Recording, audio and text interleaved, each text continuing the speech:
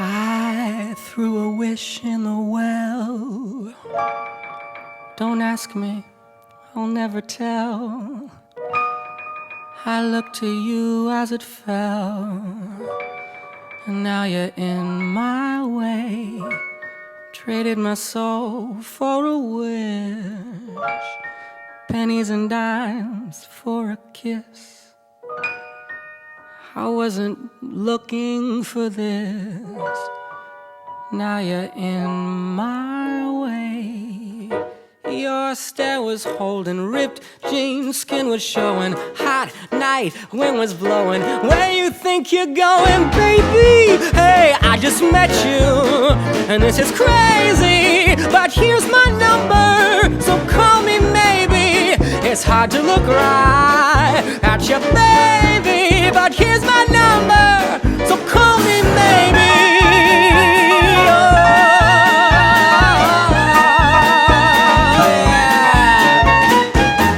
Took your time with the call, I took no time with the fall. You gave me nothing at all, and still you're in my way. I beg, I borrow, and still I have foresight, and it's real.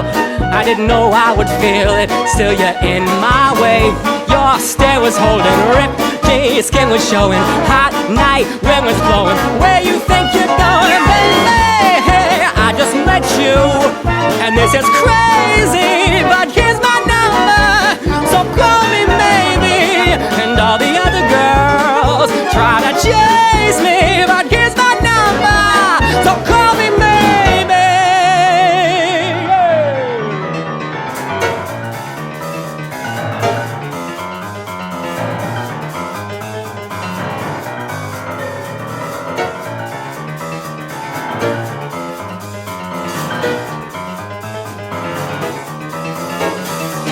Before you came into my life, I missed you so bad. I missed you so bad. I missed you so, so bad. Before you came into my life, I missed you so bad.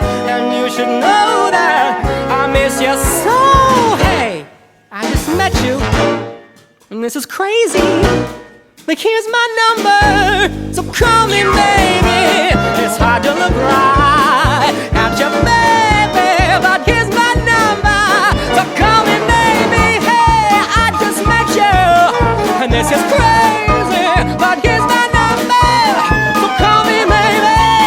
And all the other girls, you know they try to chase me, but here's my number, so call me, call me, call me.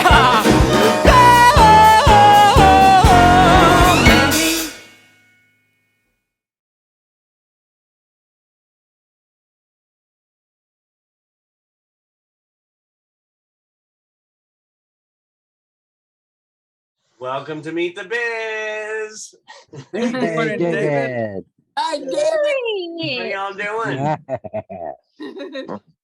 You know, well, we got a fun one today. This is going to be an amazing workshop, class, interview, visit, connection, schmooze. I don't know why that came to schmooze. I love that word. And our own Joe Seby's going to be hanging out today too. I want to introduce this man who's on today. To me, he is the epitome of a pianist extraordinaire. I every time I see him play, I like,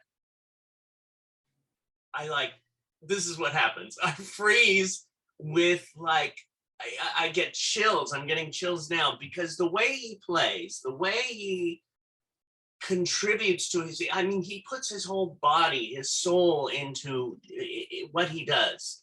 And I think he's the best of the best. I mean, he's just amazing. In fact, he's one of those people, and he's one of the nicest people around, but he's also I get around it, but I get a little nervous. And he never knew this, but I get nervous because he's, you know, when somebody is so good that you're going, hi.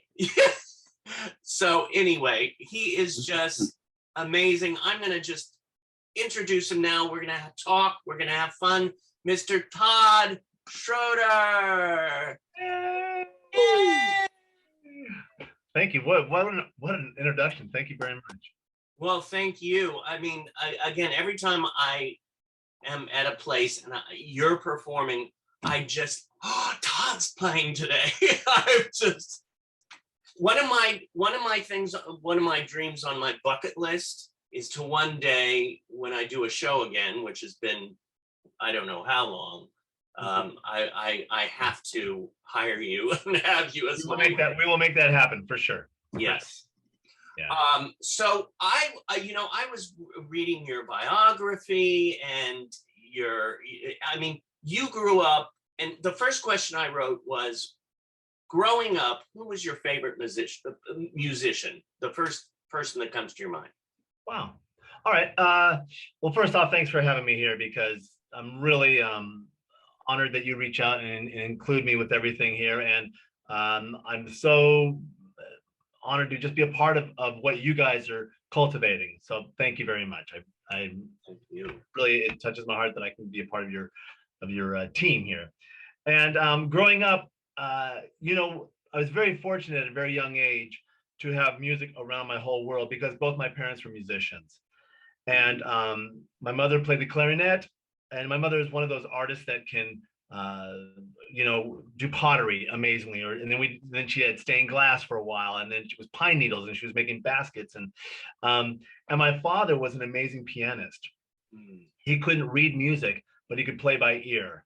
And so that was my world. So I'd actually have to say that my father was my biggest inspiration, because although he worked a day job doing computers, on the weekends he'd come home and we would do music, and he would teach me songs that he grew up listening to. So my introduction to music was my piano teacher, and I started lessons at age 4.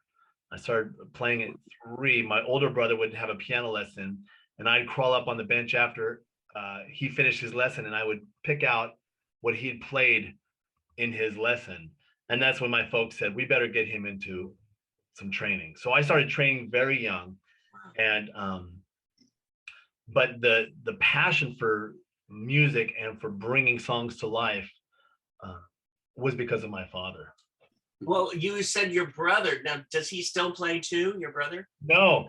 So the deal was, we all had to take, I have a twin brother and an older brother. Right. And so my older brother's 5 years older. And we all had to take piano lessons until the 6th grade. And then everybody had the option to quit. And both of my brothers quit, said, that's it, I finished my obligation and no more. And I continued playing. I loved playing. My mom would tell me that when I was young, that 30 minutes that we had to do of every day, practice our scales and all of that, that was like, oh my gosh. But after that 30 minutes, I would stay for another hour, hour and a half just playing the piano. And so from a very early age, I found a home at the piano. Oh, yeah.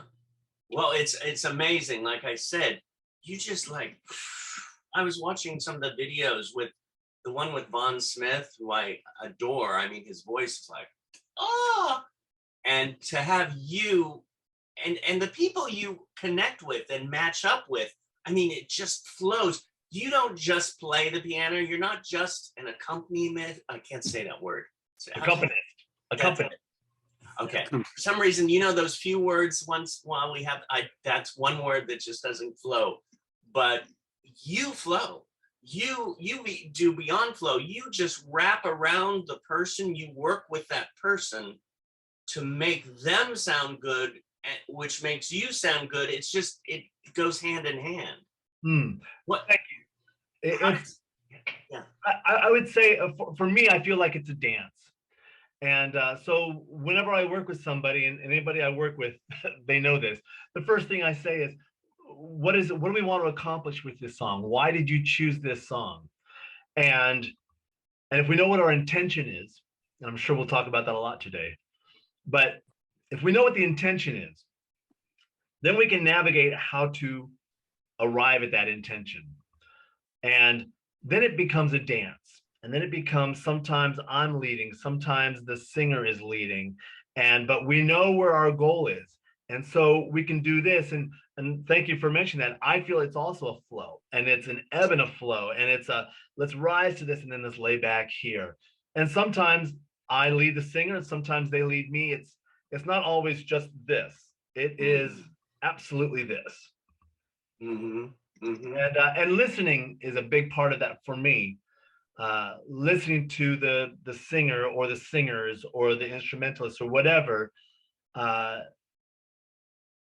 and not always just doing what I do. It's got to open that up and be a part of the story.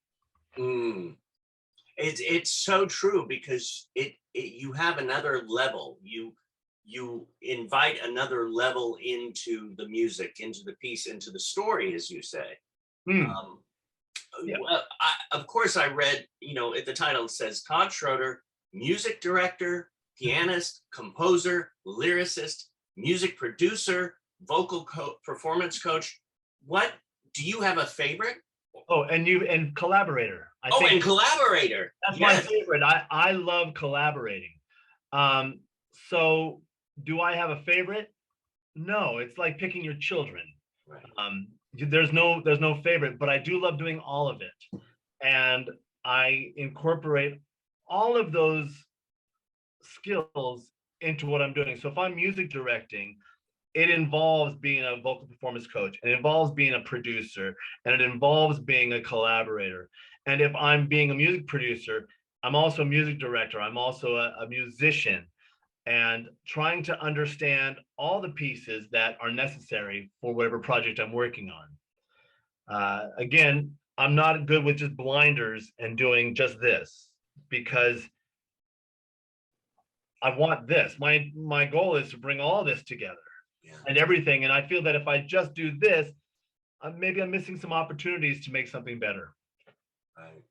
Well, a lot of you making things better, you have worked with so many people. I mean, Billy Porter, Jason Alexander for 25 years, I read. Yes. Yeah. The legendary Angela Lansbury. That has been a gift that was given to me. It was right when she was finishing Murder, She Wrote, and she had was contracted to do a movie called Mrs. Santa Claus that Jerry Herman had written. And she was needing a new vocal coach, and a friend recommended me. I think I was 26, 27 years old. And she said, I've heard about you. Could we work together? And I said, I'd be honored. Yeah. And she said, well, do you mind coming to my house for our first meeting? And I went, that'd be just fine, thank you. And I went to her house and I was let in, and there she was at the piano bench, her and Jerry Herman. Oh. They asked me to come sit between them and to just kind of explore some of this music. So I've got Angela Lansbury, Jerry Herman, and I'm in the middle of them, and I'm thinking, what am I doing here? But the relationship that came out of that, and understanding who she is and what she needed to be able to perform how she does, which is extraordinary. Also working with Jerry, and I got to work with him on a couple of projects, and understanding what his intention was. He executed he could play piano, but he wasn't a pianist. So he played enough piano to be able to compose the music that he wanted to do. But then to take that to the next step, it was understanding what his intention was, his limitations because of his abilities at the piano. And so how do we take that intention and build upon it without, taking away Jerry Herman? So that was, putting that all together was great. And then Angela, we had such a great time. The next project came along. She was doing Beauty and the Beast. They were updating a song called Human Again. And she asked me to help her with that. And I met a whole slew of amazing people with that, and went into the recording studio. I was actually in the booth with her when we recorded that song. And you know, Yeah. it's and the projects we've performed all over. We've done some Sondheim events. We performed with the Mormon Tabernacle Choir, which was extraordinary. And I got to conduct during one of the rehearsals, which, 400 voices. And she remains, I see her about once a month. I go to her place and we sit around the piano and we sing. So it's really, and she's 96 years old. It thinks I go right to mom, I think of mom when you say that. Yeah. I wanted to connect to something you said there. Like I pictured you sitting in between the two of them, and there's Jerry and Angela, and you're going, what am I doing here? How do you tell students or other singers who have an amazing self themselves, but don't realize it, and are sitting there and going, why am I here? How do you tell them that actually you're here because there's a reason? Well, I mean, that they wouldn't be there if there wasn't a reason. So even when I'm sitting there freaking out because I'm between Angela Lansbury and Jerry Herman, I've been asked to do a job. I've been asked to do something, and I was hired for it. So they were paying me, and they have expectations with that payment, right? So as much as I'm freaking out on the inside, I can't freak out on the outside. And I'm certainly not there to do selfies with anybody or to take pictures or to tell them how great they are. There's a job to do.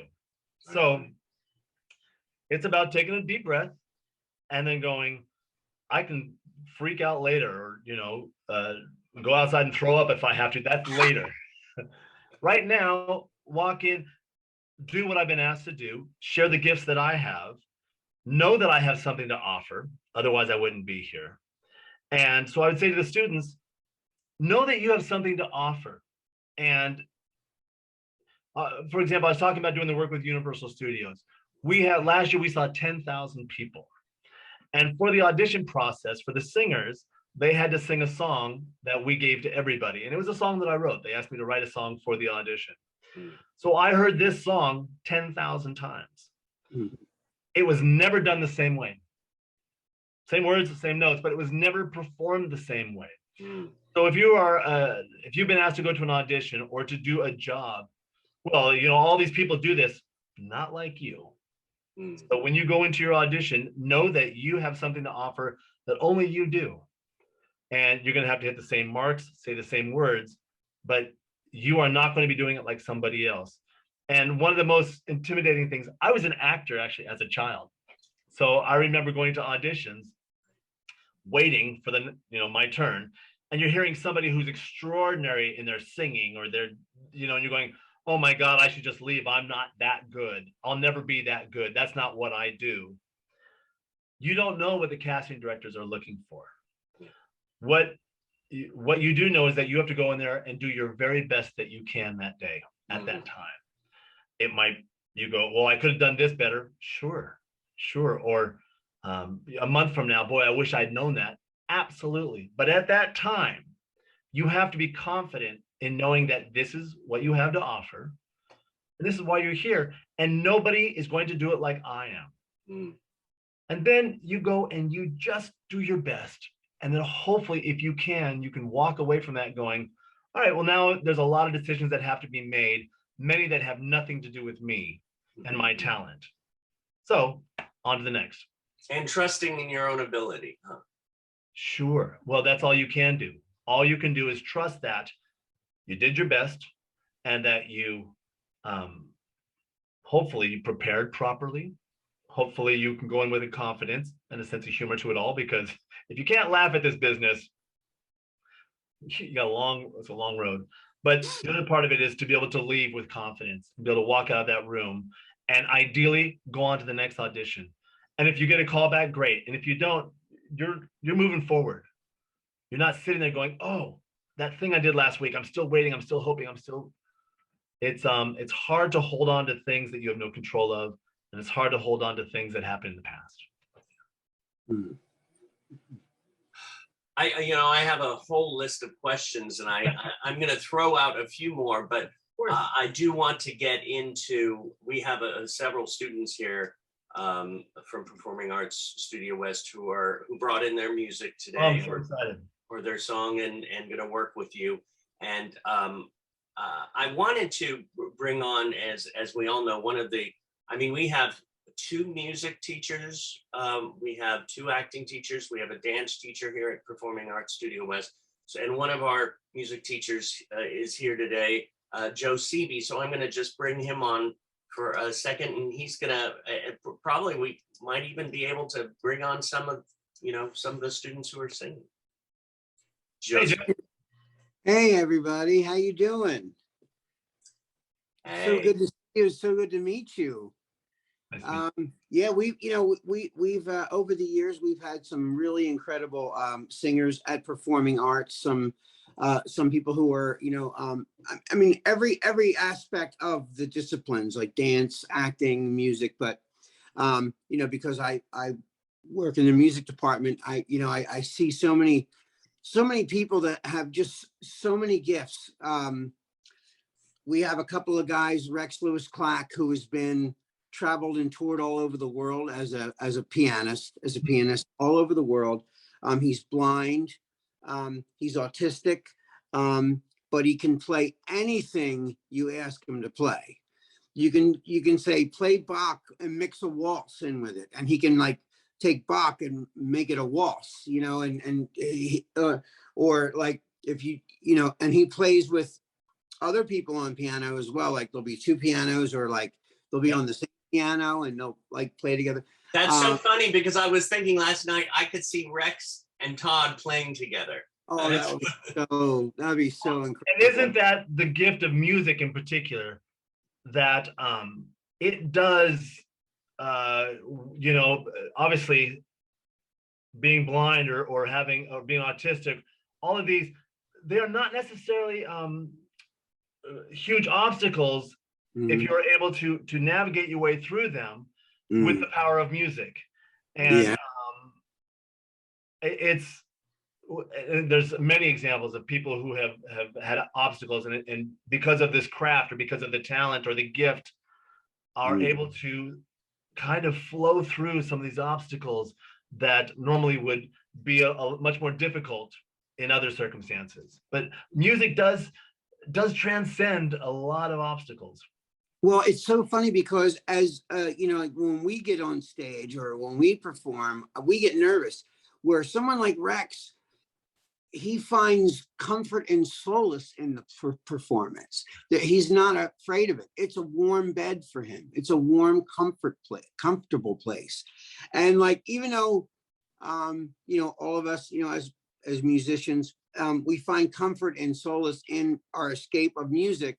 Like Rex, there's a connection with. I think as I've observed, there's like a connection with music with people with autism who have amazing talents, or people without a certain sense, like sight, like for Rex in this fact, in this instance. And like his mother would say, like he would literally fall asleep on the piano. He would like sleep on it, and he didn't want to leave it. He wanted to stay there all the time. Like that was his, like that, like I have a great relationship with music, but that relationship is almost insane. Like as far as, you know what I mean? It's I know. Matter of fact, that piano there. Yeah. The piano that was the piano that was given. My grandparents bought it for my father when he was 7.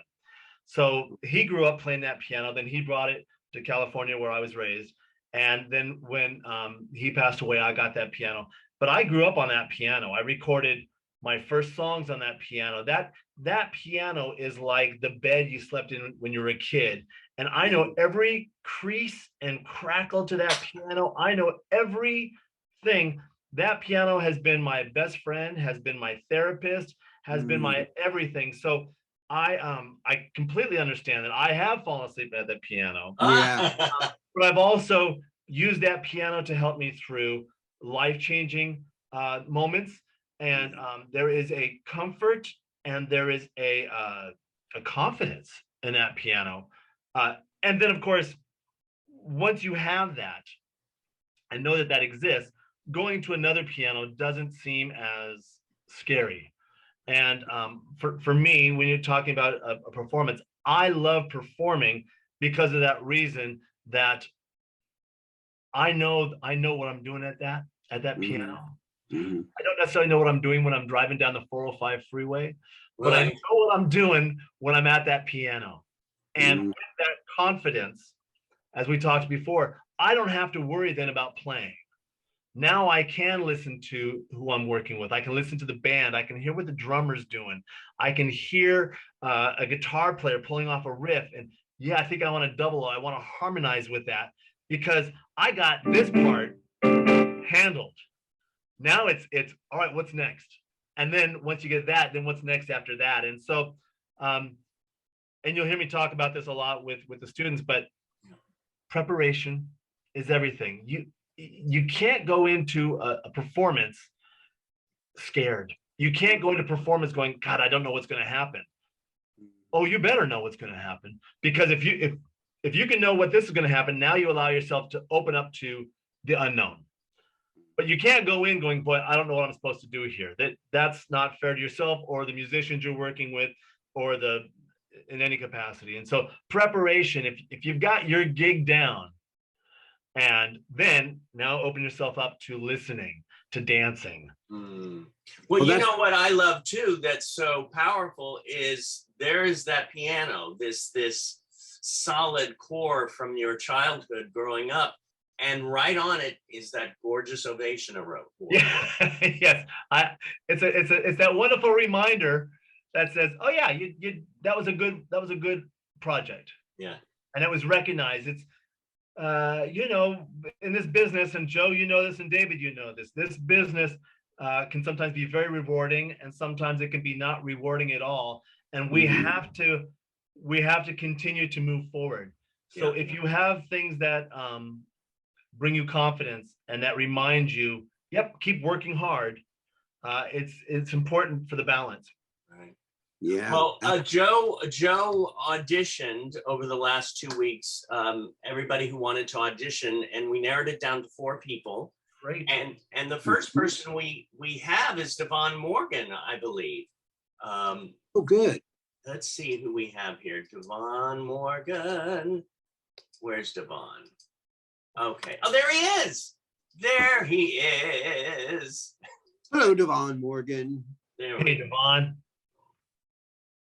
Hey guys, Good to meet you. Hey. meet you too, Todd. So- Todd so Schroeder, is it? Yes.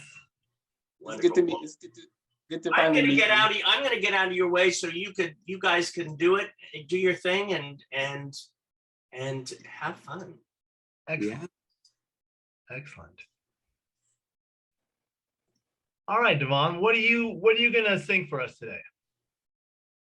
I'm gonna be singing a karaoke song. Mhm. It's called "Whatever Will Be," Okay, great. and it's sung by Vanessa Hudgens. Great. Let me get it set up.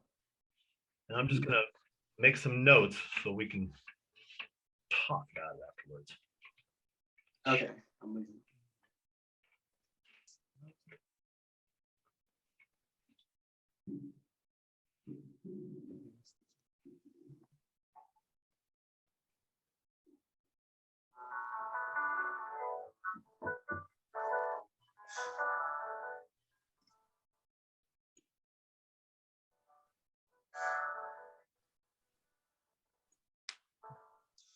These days I feel like I'm a bird with broken wings. At times I've dragged my now and envy where I've been. But that's when quiet wisdom takes control. At least I've got a story no one's told. I finally learned to say, whatever will be, will be. I've learned to take the good, the bad, and me. 'Cause although we like to know what life's got planned. No one knows if shooting stars will land.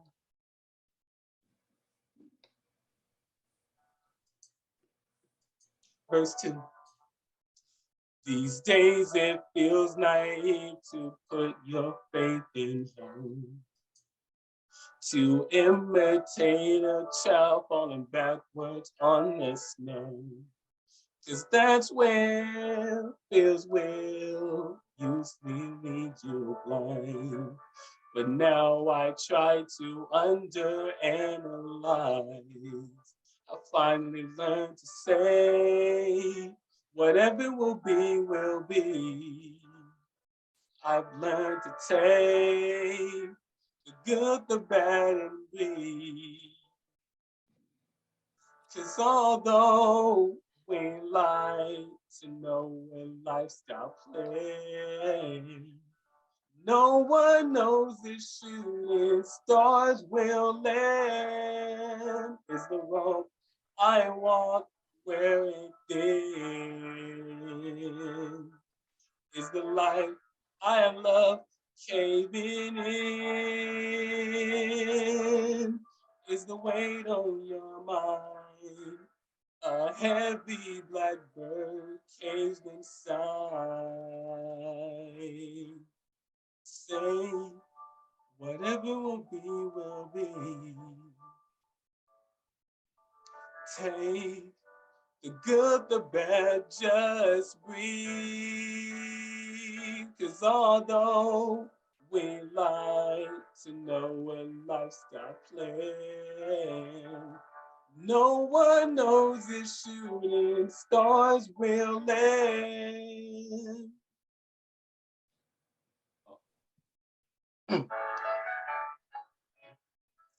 Whatever will be, and I have learned to take the good, the bad, and breathe.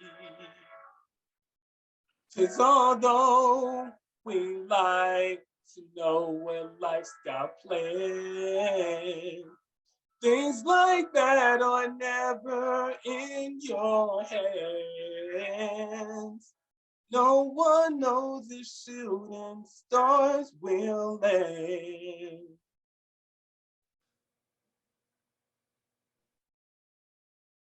Great, great, great, great. Good Congratulations. job. Great, great. All right, Devon. So I want to just dissect this a little bit, and I'm gonna break this down. First off, I would love for if anybody wants to write down these 3 questions. So the first question is, what is the song about? The second question is, who am I singing it to? Mhm. And the third question is, what do I want to get out of it? So the first question is, what is this song about? The second is, who am I singing it to? And the third question is, what do I want to get out of it? Okay. So Devon, I'm going to ask you these questions. First question, what is the song about? Well, to me, the song is about whatever will happen. And the good, and there's good and the bad that can come from, Great, great. that, like, Yeah. For me, it's like you could just take the good and the bad and just like start over. And then although we don't know what life's gonna be ahead, and then like because for me, I feel like I was a bird with broken wings myself. Mhm. And then I never gave up. And then I know fears will lead me blind sometimes, but when I sing songs like that, I just feel more relaxed and calm in a way. Sure, because what a great lyric that is, right? Yes. It says, I don't have control of this. Whatever was going to be is going to be. Yes. keep moving forward, and ideally the good's gonna outweigh the the bad, but it doesn't mean that there's not gonna be bad in there. So I totally agree. A great analogy of what the song is about. So now let me ask you, Devon, who are you singing this to? I'm singing this to Matthew Selden. Great. All right. So very clear, which is great. So you're singing this to Matthew. Now the third question, what do you want to get out of it? Or why are you singing it to Matthew? What do you get out of it by singing it to Matthew? I get comfort when I sing it to him. I get really relaxed and feel better towards the end. And because obviously Matthew must need this information, and you are able to provide this information to Matthew, which gives you a sense of, like you said, calmness or confidence, Yes. or relaxing. Great. Yes. Great. So let's set up a situation where something has happened to Matthew that he needs this information. And we can just make it up, but let's make up a situation why Matthew would need this. So, Matthew, what happened to Matthew that he needs to be told whatever will be, will be?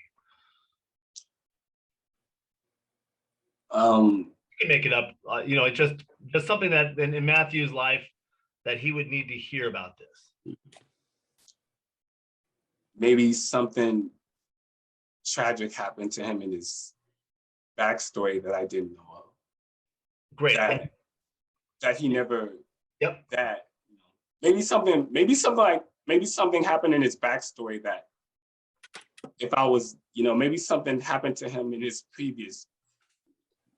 Great. Growing up. So just make something up, because what I do know is if we can get specific, then all of a sudden our performance will really be focused. So just make something up in his backstory that may or may not have happened, but let's just and we'll use that as a reference. Okay. He didn't get a job, or he was supposed to get married and didn't get married, or you tell me. We'll just.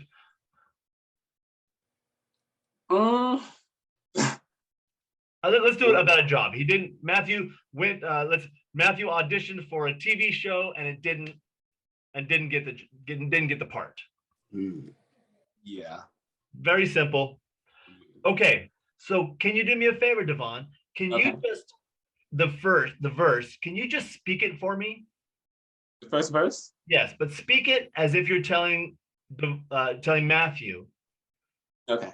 The information. Matthew didn't get the job. Matthew's really upset about it. This was supposed to change Matthew's life, and so you are now comforting Matthew with these words. So just go ahead and speak the verse. Okay. Sometimes I feel like I'm a bird with broken wings. At times I've dread my now and envy where I've been. But that's when quiet wisdom takes control. At least I've got a story no one's told. Great. So even if we take that much, so what it sounds like you're telling Matthew, hey, I've been there. Yes. These things have happened to me, and that's what you're giving, right? Yes. So keep going. Make sure that you are giving it to Matthew, even though it's your story. Your intention is to make Matthew feel better. Going, been there. I totally get how you feel. Yeah, I totally understand. Yeah, good. So keep going with the words, but make sure that it's to Matthew and not to yourself. Okay. I'm trying to keep you active with the words is what I'm trying to do. So okay. Keep them on Matthew. Okay. Keep going. Okay. You finally learn to say, whatever will be, will be. You've learned to take the good, the bad, and breathe. Because although you'd like to know what life's got planned, no one knows if shooting stars will land. Yep. These days, it feels naive to put your faith in hope, to imitate a child falling backwards on the snow. Because that's where fears will usually lead you blind. But now you try to underanalyze. You finally learn to say, whatever will be, will be. You've learned to take the good, the bad, and breathe. Because although you'd like to know what life's got planned, no one knows if shooting stars will land. Great, great. Devon, wonderful job. That was so great. Now I want you to sing it like that, because what you just did, it was so powerful. And I didn't feel that powerful when you sang it. Okay. So I'd love you to sing it again with that intention, to not make it about here. Before I felt it was you kind of personalized it here. Okay.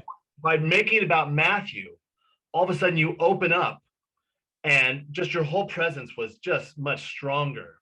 Okay. So can we try it again with you singing it, but really finding Matthew and directing it to Matthew? Okay. Thank you.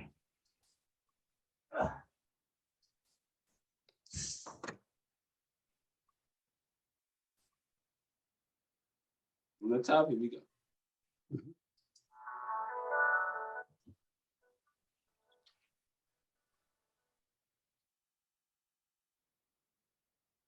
Matthew, this song is for you. Yeah, all right. Sometimes you feel like you're a bird with broken wings. At times you've drained your now and envy where you've been. But that's when quiet wisdom takes control. At least you got a story no one's told. You finally learn to say, whatever will be, will be.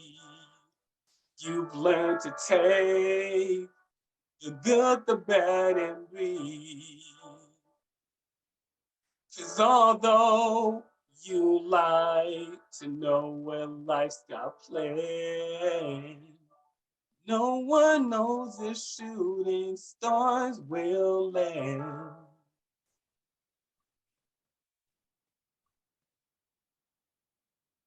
Good. Good. Let's pause for a second. We'll pause for a second. Okay. Yeah, so much better. Like intention. I want to just point out one thing. The culmination of this whole thing is no one knows where a shooting star will land. Yes. Right? So build your whole intention to that one phrase. Because there's so much power in that line. No one knows where a shooting star will land. So obviously the shooting star is going like this, it's taking off. And if it goes, sky's the limits. So I just want you to do that first verse in the chorus again and really look at that phrase, no one knows where a shooting star will land. That's what Matthew needs to hear. Okay. And by the way, that's what we all need to hear. So let's do it one more time, just that first verse up to that end of that chorus. Okay. And so figure out, now the only thing I would say is now discover, now that you know where you're going to end up, figure out each line. Don't already know that it's coming. You're allowed to go, hey, Matthew, blah, blah, blah, blah. And, oh, yeah, blah, blah, blah, blah, and blah, blah, blah, because da, da, da, and da, da, da, and da, da, da. And you know what? No one knows where a shooting star will land. So now you can build up and discover your moments. So let's just do it one more time. Okay.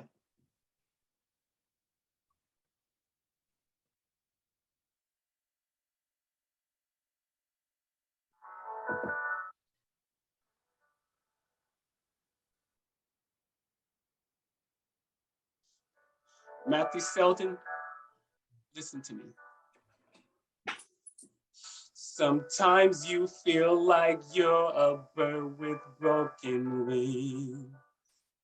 At times you've drained your now and envy where you've been.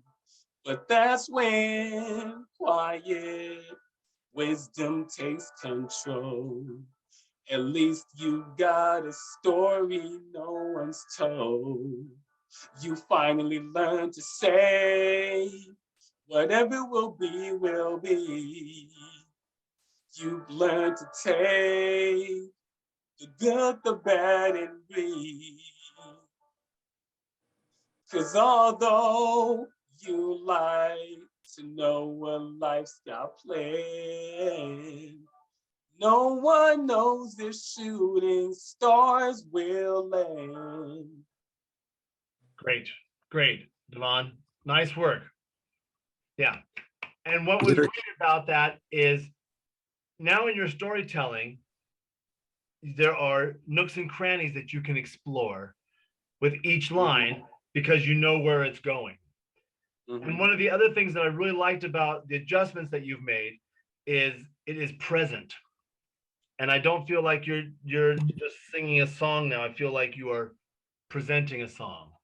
Yeah. You are performing a song. You are reaching all of us as opposed to having this private moment. Right. So explore the rest of the song with the same intention, which is, okay, so I've paid off this. No one knows where a shooting star will land, Matthew. And now, Matthew, I want to tell you something else. Verse 2. Right? And then, boy, oh boy, I remember when I was young, this happened, bridge. And so what I'm really trying to say, Matthew, is last verse and chorus. So you are now constructing a play, a musical that has act 1, act 2, act 3. And really kind of look at your songs as little vignettes within this musical. Like I said, the biggest thing what it does for us as the audience is it takes you out of being here, out of your own private moment, and opens it up. Yes.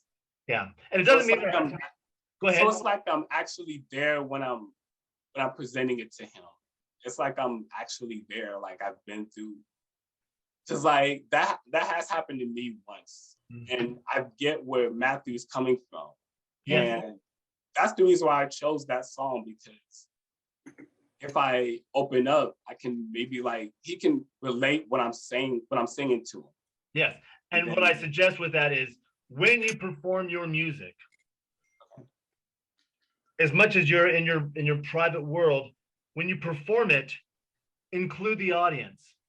And that's why I said, if you can be specific about your intention, now we as the audience will, oh, isn't that interesting? And you can actually then discover moments in it because you've opened yourself up to it. Yes. So as you continue with your music, and then that'll also inform where you're going to breathe, how you're going to support your notes. So great work. Keep moving forward with that idea. It really brought you up and out. Thank you. Thank you. All right. Very nice to meet you. You too, Devon. Thank you. Thank you so much. Oh gosh, it's gorgeous. Our next student singer we have is Nicholas Pratt. All right, Nicholas. Hello, Nicholas. Todd. Welcome, or I should say, welcome me here. Yes. What are you singing for us today, Nicholas? 8 days a week. Great. So let me ask you, why? Why does this song rock your world?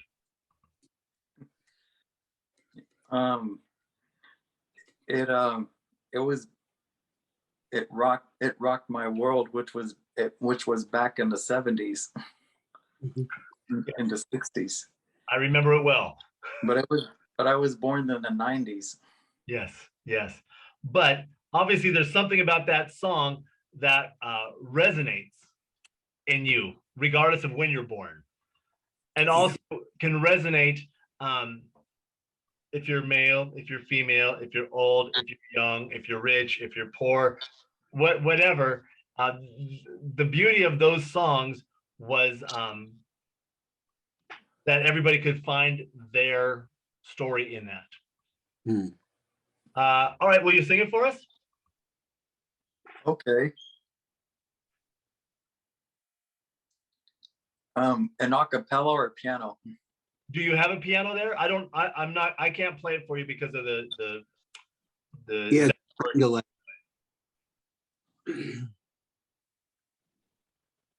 Ooh, I need your love, babe. Yes, you know it's true. Hope you need my love, babe. Just like I need you. Hold me, love me, hold me, love me. I ain't got nothing but love, babe. 8 days a week.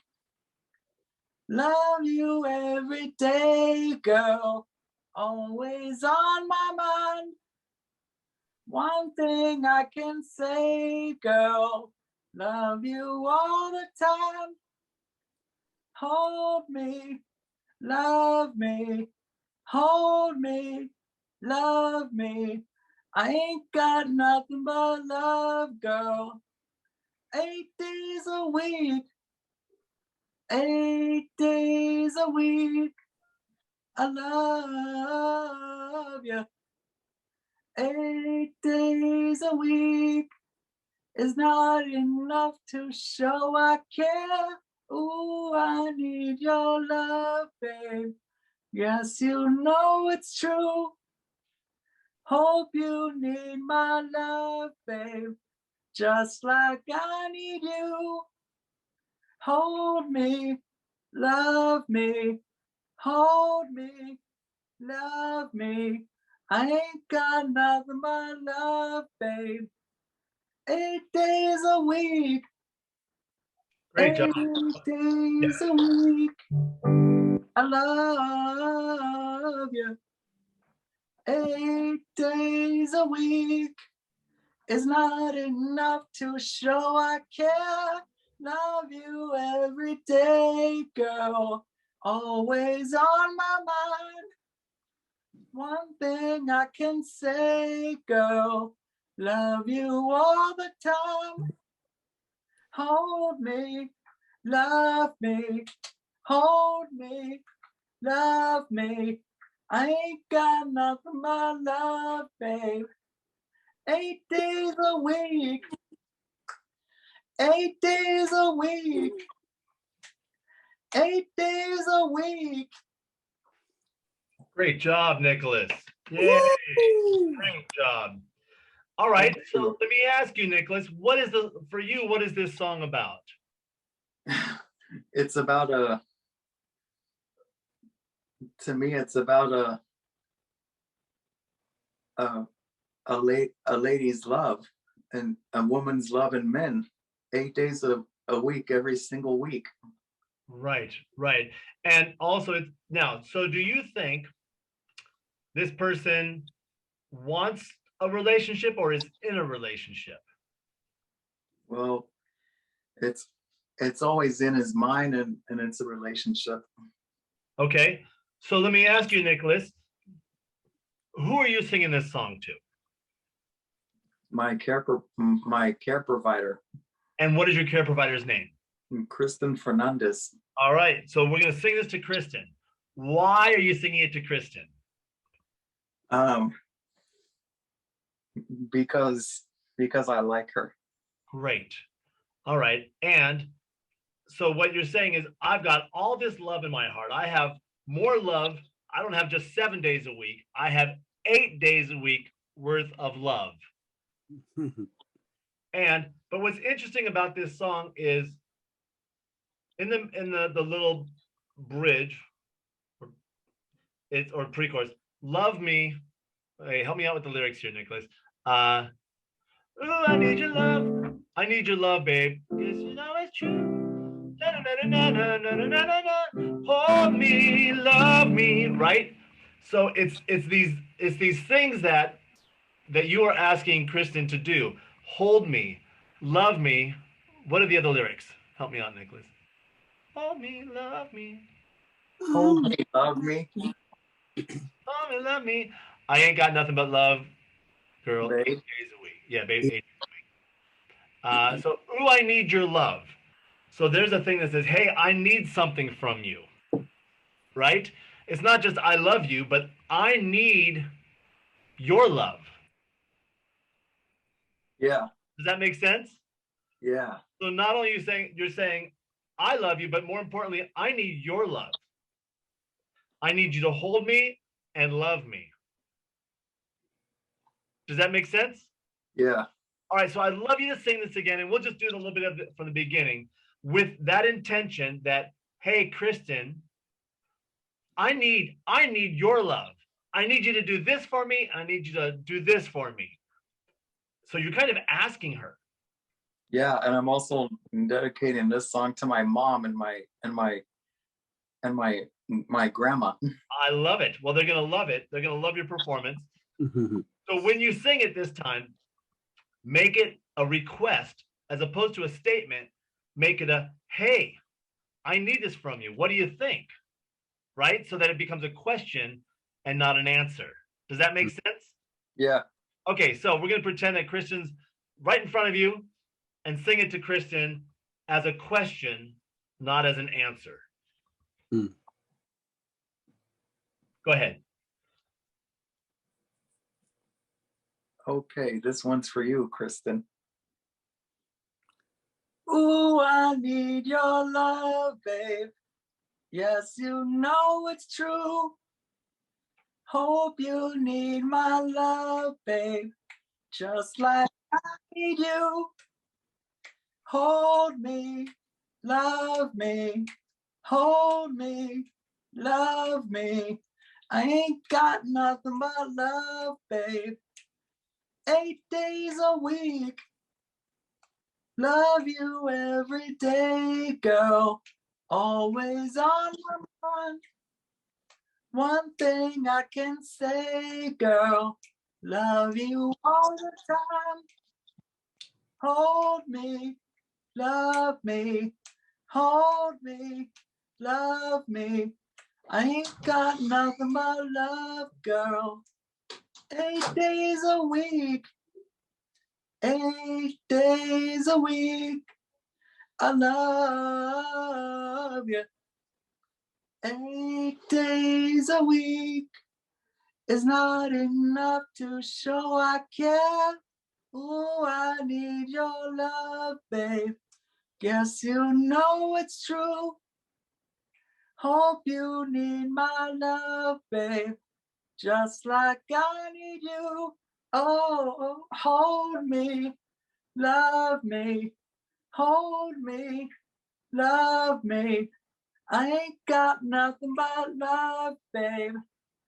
8 days a week. Good, Nicholas. Very nice. Thank you. Nicholas. Yeah, I can also do cartoon voices. Oh, you're like a voiceover artist. Yeah. Mm. Yeah, and I've been playing the piano ever since. Good for you.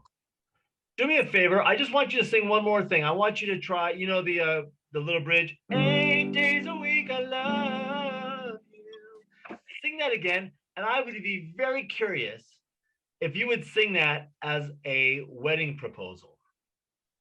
Okay. Just do the 8, and you can slow it down. You know, 8 days a week. I love you.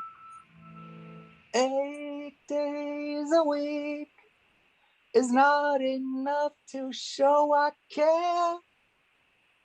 Do it one more time and really slow it down. Make it like I said, like a wedding proposal. Just very slow, very gentle. How's this? Can you see my face? I Yep. can't yet. 8 days a week Even slower.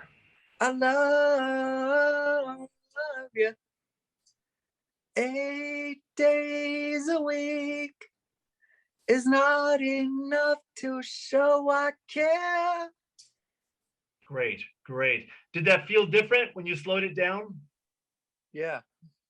It's fun to take songs, especially songs that are so well known like that, and find your own interpretation. And the way you do that is to create stories. So if you can say, I want to sing this like a wedding proposal, all of a sudden you'll find things in the lyrics, in the melody that you never knew before. So don't be afraid to reinterpret a song that fits your story. And a lot of times we feel that we have to do a song a certain way because that's how it was done before. But that was just a choice that they made at that time when they were recording it. Once you own the song, and when I say own the song, I mean that you have decided, I want to sing this song for my reasons. Then, like what we did with Devon, kind of discover, okay, what do I want to say? Who do I want to sing this to? And what do I want to bring to it? That is my story, as opposed to John, Paul, George, and Ringo. You know, I just want to add something real quick. You know, we at Performing Arts Studio West, we did two full albums of stylistic covers from all these artists. We did so we a lot of these guys are familiar with that. Yeah. Like I just wanted to reiterate that because it was such a great topic that just what a great point of view that you have, and I wanted to elaborate on our past that we've done similar things where we take a song and completely make it our own from the original. Well, same melodies, but you know, like we actually even did a rap version of Led Zeppelin's Dazed and Confused. That was just pretty cool. That's so awesome. Well, it's so great that you can do that, obviously, because everybody's got their own story.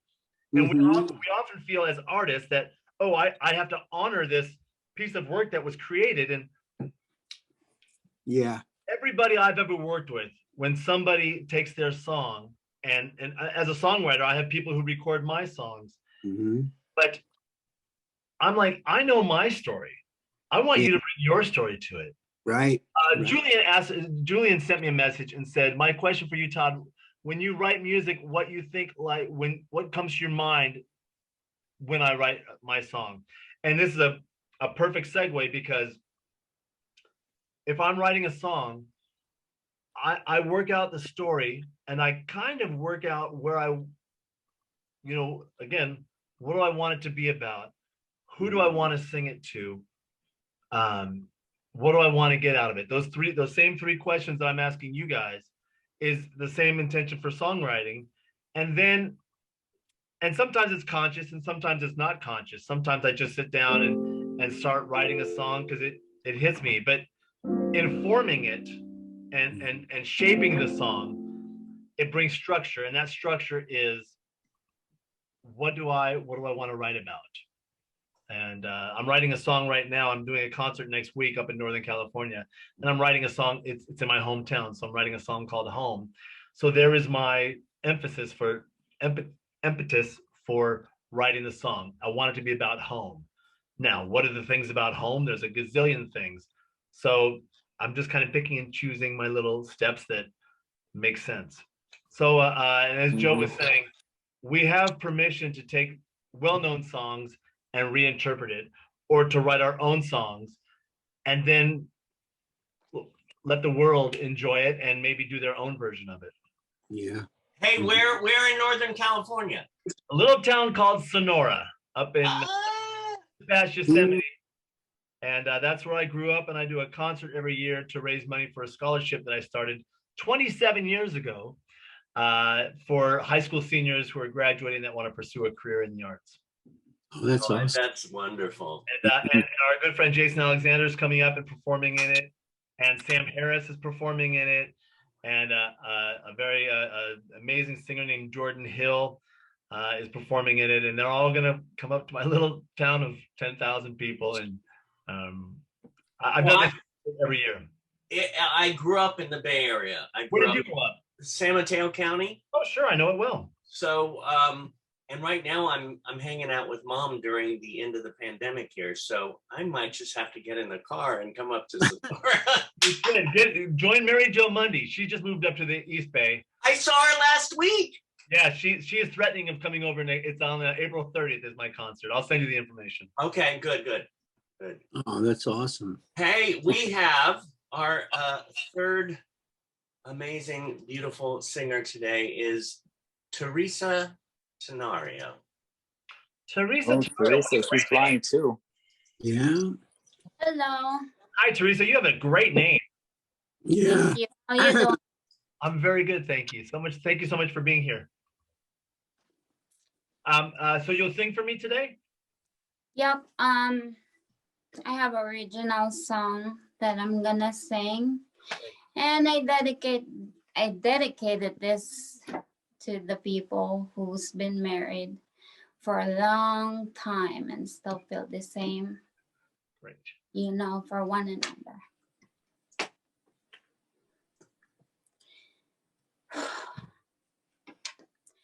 You and me together, that I promise forever, till our hair turns gray. You have a secret place in my heart, won't let anyone tear us apart. I'm here to stay. In my world, you are a piece of gold that I'll forever hold. You're beautiful in and out, holding your hand makes me feel proud. Just stay in your arms. You shine so bright, you're lighting up the night. Lying next to you just feels right. When you walk in the room, I get butterflies. 'Cause you make me feel high, bright. You're lighting up the night. Lying next to you just feels right. When you walk in the room, I get butterflies. 'Cause you make me feel high. Thank you. I'm sorry, I'm so nervous. That was such a beautiful song. You wrote that song? Yes, sir, I did. Beautiful, beautiful, beautiful. All right, so now I'm going to ask you some questions about it, because that's what I do. Who did you write it for, Teresa? I know you said you wrote it, you dedicated it to the people who've been married a long time, but who did you write it for? I actually wrote this song for my boyfriend that I've been with since, I don't know, forever, 10 years. That's a long time, forever. Mhm. What is your boyfriend's name? Todd. Hey, that's my name. Yeah. I stole it from you. Yeah. Very good. All right, Teresa. So for the purposes of this, you wrote that for Todd and sang that to Todd. Why? Because we've been together for a long time and I still feel the same way. That's nice. And what did Todd think when you sang it to him? He loved it, that, Yeah. you know, the words, and And how did that make you feel? makes me feel good that, you know, he likes the words and, you know. Obviously it's an original song, which makes it even more special. But, you know, when we take a song like 8 Days a Week or whatever will be, and we sing that to somebody, it's a gift that you are giving somebody. And if you've ever had somebody sing a song to you, it's a gift. And I'm sure Todd loved it. Going back to David's statement about going into an audition or going onto a stage and performing, you have to remember that you have a gift to give.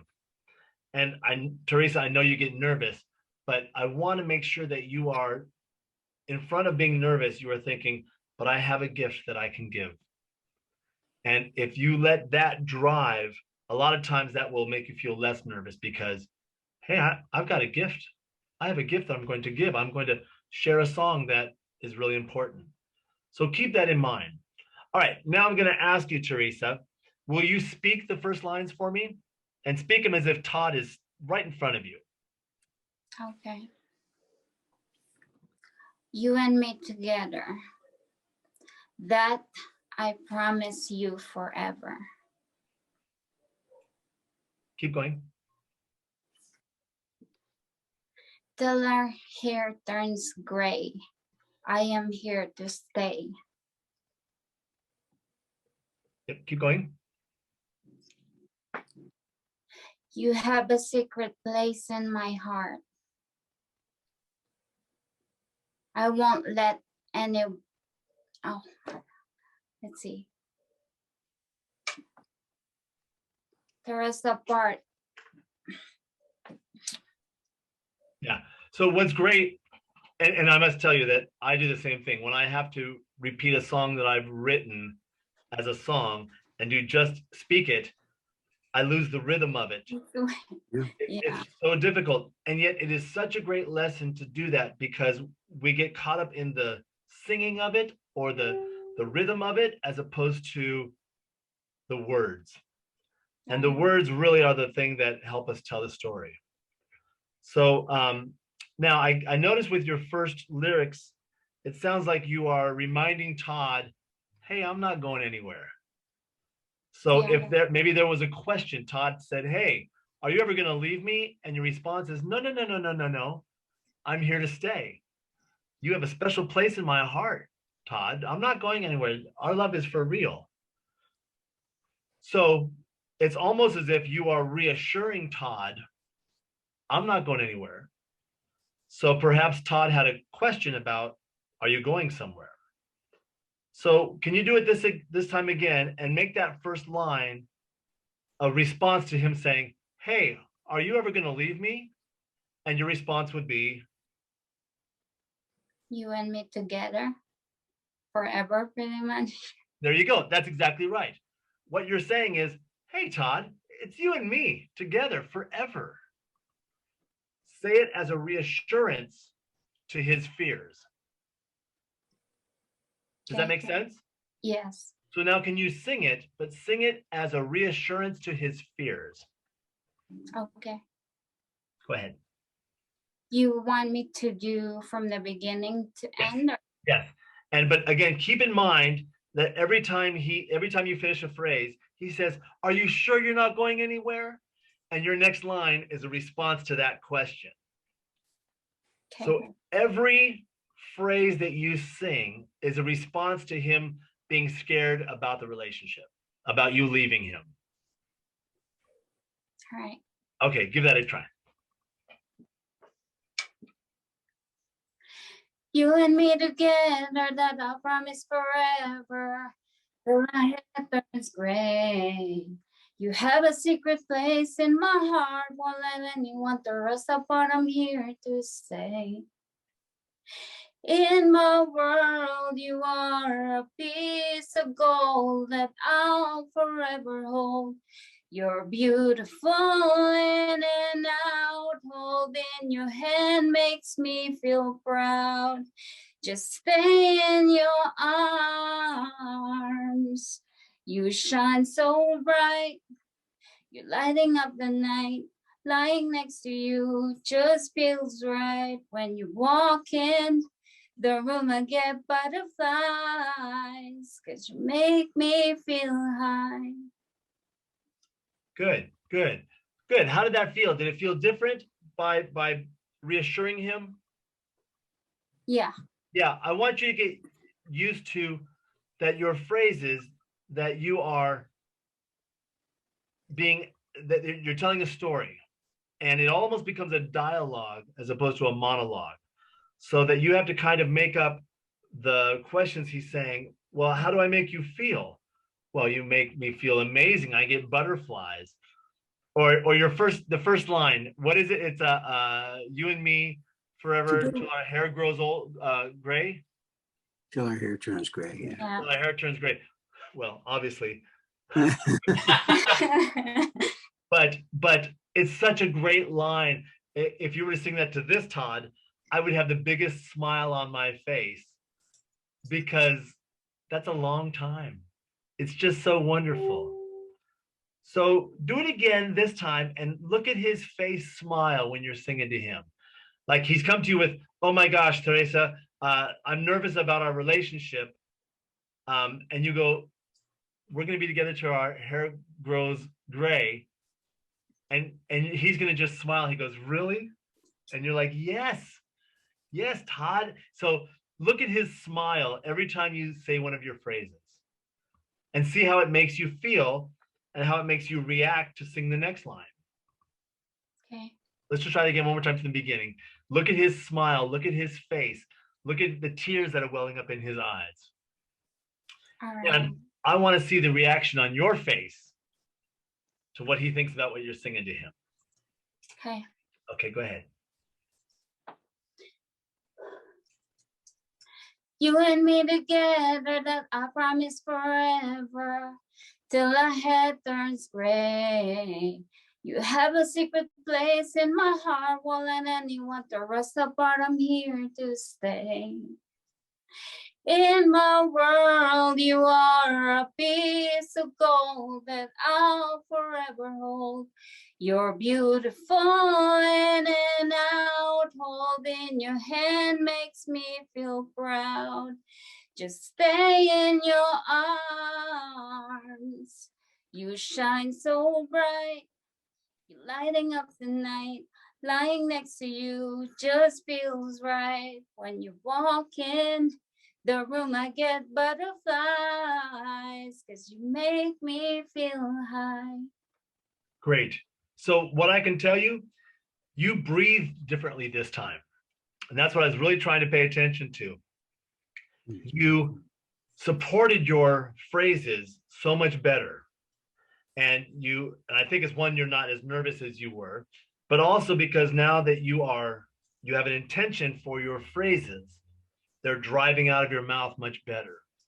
And that's just a general note to everybody, which is when we know what we're singing about and we know our intention for it, now we use all of our storytelling skills. We use our hands, we use our eyebrows, we use our smiles, and we breathe to prepare for our intention. And we've done that since our whole lives. We know what we need to do to get food or to get, I want this, I want that. And we breathe and we prep. Right. So when we sing, sometimes we get nervous and we take a small breath and we just put, but if you go, no. And all of a sudden there's support. So from a technical aspect, you sounded much better because you supported your intention. So always keep that in mind to support your intention with hands, with breathing, with eyebrows. That's just words. Beautiful job. I hope Todd is very happy with you. He And better be. He better be. If there's ever any doubts, just sing that song for him. It's kind of magical. Hey Todd, we'll send you the copy of the song. We recorded it in the studio. I would love to get that. Thank you very much. Yeah. I'll definitely send it to you. When I finish, I'm working on the mix actually right now. So fantastic. They're very lucky to have you, Joe. That's great. That's great. Yeah. All right, Teresa. Good luck to you. Thank you, Todd. Next we have Mr. Patrick. Hey, David. Yes. She said thank you, Todd. Was that for this Todd or was it for you, Todd? Todd. For you. This Todd right here on screen. I don't know. It sounded very affectionate when she said thank you, Todd. I think My other Todd. Yes. Oh, I love it. Oh, that's funny. Mr. Patrick Story. There we go. We'll unmute you now. There you go. Now you can sing hello there. Wow. Oh, Patrick, we've got a microphone. We've got a curtain. You are set. Yeah, he's prepared.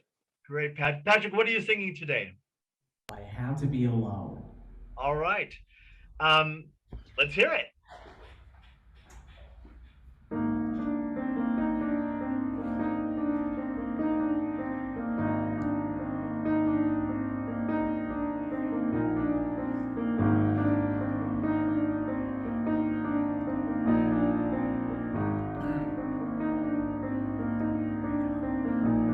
If I have to be alone, then I should make my mind serene. I've After all, you're born alone, you die alone, you might as well spend every moment in between alone.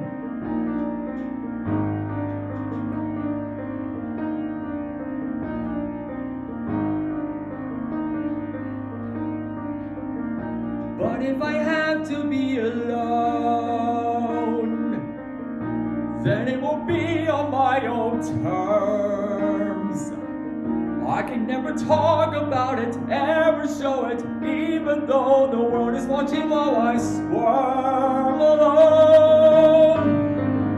And your beating heart, friends say, isn't it sad? Then they all go make love while you go insane. Insane, it drives you mad. Man, my mind, I love my mind. And if no one can feel the same, I'm a computer with a name, and I've got no one else to blame. And if I have to be alone,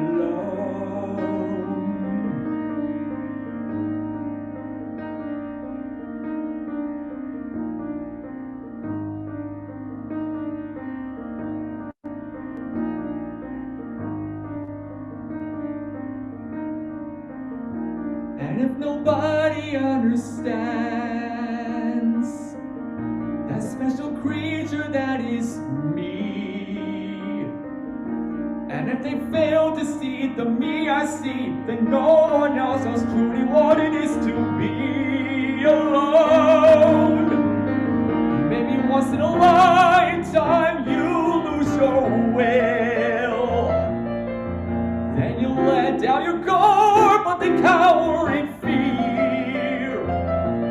In fear, it makes you ill. Ill. My heart, my burning heart. And if no one will quench the flame, I'm not obliged to do the same. And then they'll have to share the blame, because I have to be alone. Because I have to be alone. But I don't want to be alone.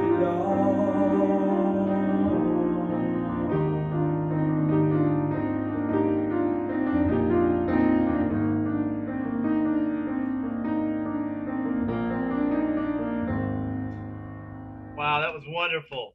That was so wonderful. Patrick, beautiful voice, beautiful song. Thank you, thank you. Absolutely. Great. So, I mean, the song finishes so beautifully, but I don't want to be alone. Mm-hmm. It's, you know, it talks about this because I have to be alone, I have to be alone. And then the payoff is, of course, that last line, but I don't want to be alone. Mm-hmm. And there's so much power in that. So what I noticed is when you started it very strong, very big. I'd be so curious if you started it off smaller so that when it gets big, we feel that we have grown into that. Mm-hmm. Is that, what do you think of that idea? It was so good, it's stronger. Yeah.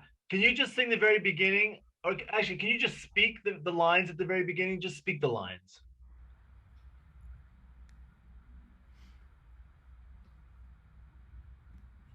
I don't know what they are. Yeah. Let's do this. Let's have you sing it again. Just do this. We'll just sing a little bit like the first 32 measures. If we can do that. Let's go from the beginning again. and just go a little smaller at the beginning and then get bigger as it builds.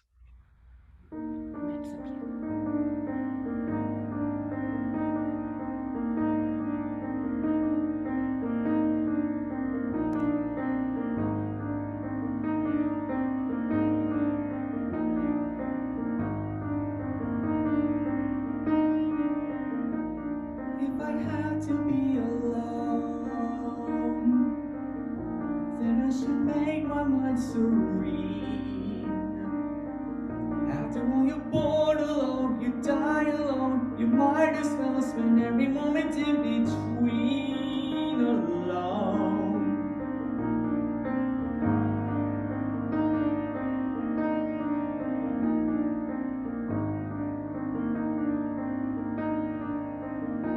But if I have to be alone, then it will be on my own terms. I can never talk about it, never show it, even though the world is watching how I squirm alone. And your bleeding heart friends say, isn't it sad that they all go make love while you go insane? Insane, it drives you mad.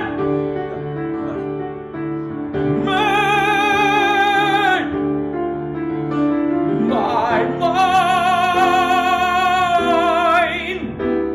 my love, my mind.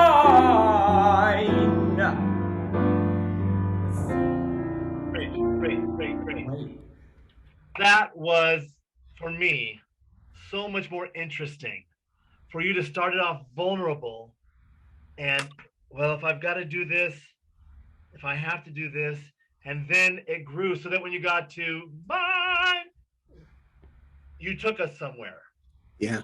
So keep that in mind of the storytelling, that just because you have this beautiful voice, but sometimes the voice will do the work, and the next step is to let the intention do the work and take us on a journey. And so then you got the mine, and then go back to ba-da-da-da-da-da-da-dum. Oh, and then it builds again. It builds again. So it's really lovely. You've got a lovely voice. Peaks and valleys, yeah.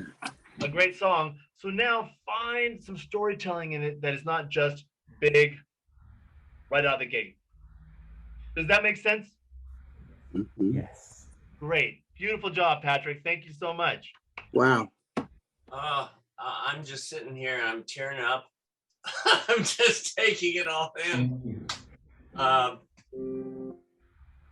get to sing sing a song for all of you now? Yes. Yeah. All right. Yes. If you know it, you can sing along. I see trees of green, red roses too. I see them bloom for me and you. And I think to myself, what a wonderful world. I see skies of blue, the clouds of white, bright blessed day. Dark says goodnight, and I think to myself, what a wonderful world.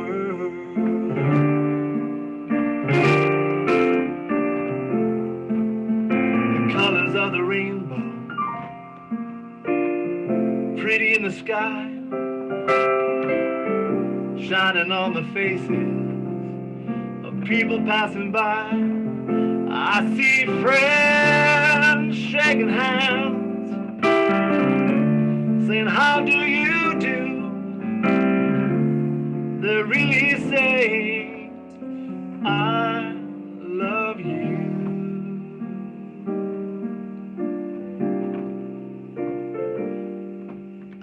hear babies cry, and I watch them grow, they'll know much more than I'll ever know. And I think to myself, what a wonderful world.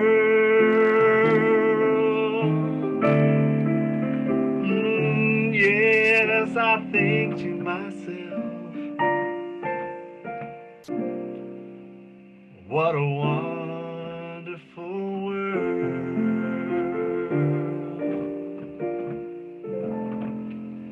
Yeah, There's my gift for you. Oh, gorgeous. beautiful. Todd Schroeder, thank you so much. This is amazing. Yeah, It's That was truly beautiful. amazing. I know we have just a few minutes left, and yeah, I know there's a few people are saying, "Oh, can I ask a question? Can I ask a question?" Yes, of course, of So course. I'll bring a few people on. We might have, let's see who we have here. Julian Carrasco. We have one here. There we go. Let's see. Here we go. Last unmute. Hi, Julian. I think you're on mute. I can't. There you are. Oh, there we are. Hi, Julian. Hey, Todd. What's when you write music, Yeah. what comes in mind? Well, I mean, all sorts of things. It depends if I'm writing from my soul, which I always do, but sometimes I write for me, and sometimes I get hired for a project. So, but you know, good storytelling, I always want the lyrics to match the melody, because I want music is storytelling also. So I want to make sure. Do you get emotional? Say that again. Do you get emotional? Always, and it's always different emotions though. Happy, sad, reflective. Not angry. I never write when I'm angry, because I don't feel that is what I'm trying to emote. If I am upset about something, I tend to write about hope, or I'll write about what got me upset, but I never write about being upset without an intention to get better. I see. But of course I get emotional because it's my heart. That's what creating, whether it's drawing or singing, playing, art comes from emotion, and art comes from wanting to tell a story. And as we know, you know, people have told stories since the beginning of time, in music, in dance, in hieroglyphics on a wall. They all are there to tell a story. So that's what the same intention is when I write music. Beautiful. Nice. Great question, Julian. Beautiful. Thank you. Yeah. Thank you. Yeah. We have someone from the Meet the Biz who visits once in a while, who's a wonderful, glorious singer, Cynthia Thomas. There she is. Hi, Cynthia. I think you're still on. Oh, there it is. No, she's good. Okay, I'm unmuted. Hello. Hello, Cynthia. How are you? You have a beautiful voice too. Thank you. This is such a wonderful environment to share. Yes, yes. I'm glad I caught it. I'm like, oh my God, I have to get this. I wanted to be a part of this, you know. Can you share a little something with us? David, do we have time for Cynthia to share? Sure. I'll just do a little part of, I'm going to be doing a show in Palm Springs later on this year. And I decided to do Send in the Clowns. I've never sang this song in public, but I'm going to try it out on you guys today. Just a few verses, okay? Thank you so much. All right. Okay. David, you put me on the spot. Okay. Isn't it rich? Are we a pair? Me here at last on the ground, you admitted. Where are the clowns? Isn't it bliss? Don't you approve? One who keeps tearing around, one who can't move. Where are the clowns? There ought to be clowns. Just when I stopped opening doors, finally knowing the one that I wanted is yours, making my entrance again with my usual flair. No one is there. Don't you love farce? My fault, I fear. I thought that you want what I want.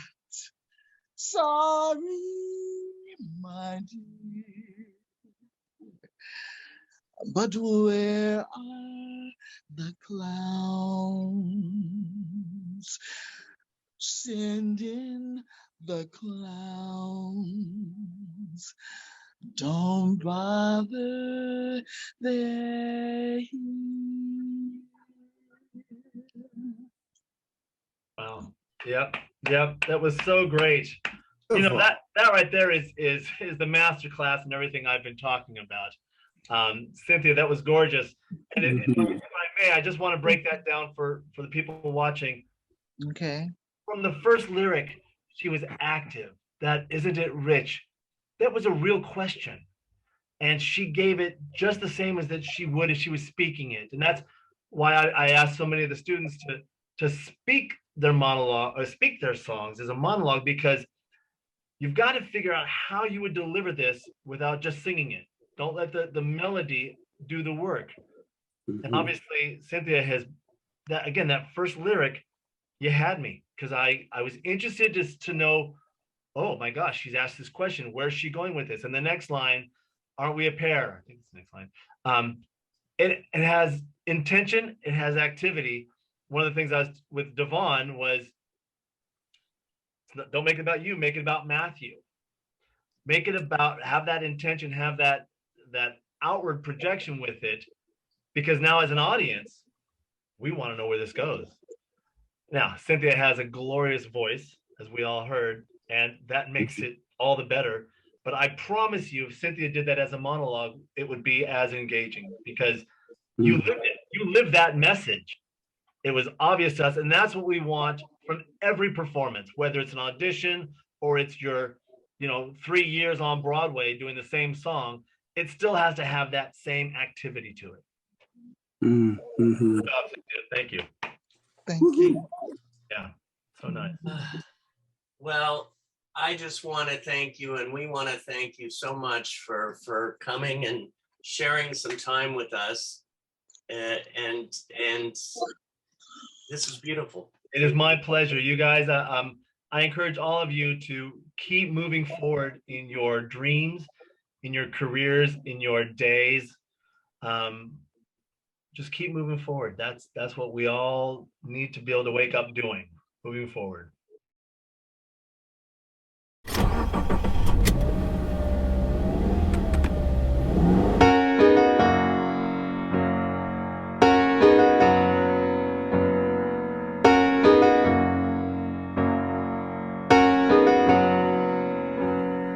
Hope for the best, prepare for the worst.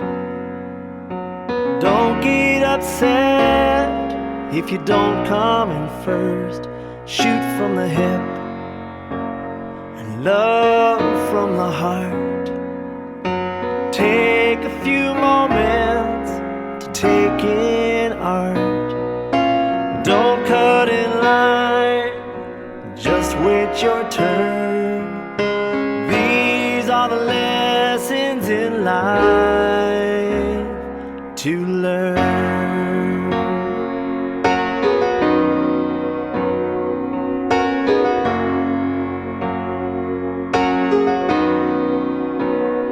Cross every T, look 'em straight in the eye. Don't be embarrassed to let 'em see you cry. Use what you've got, use common sense. Don't get too far when you're sitting on the fence.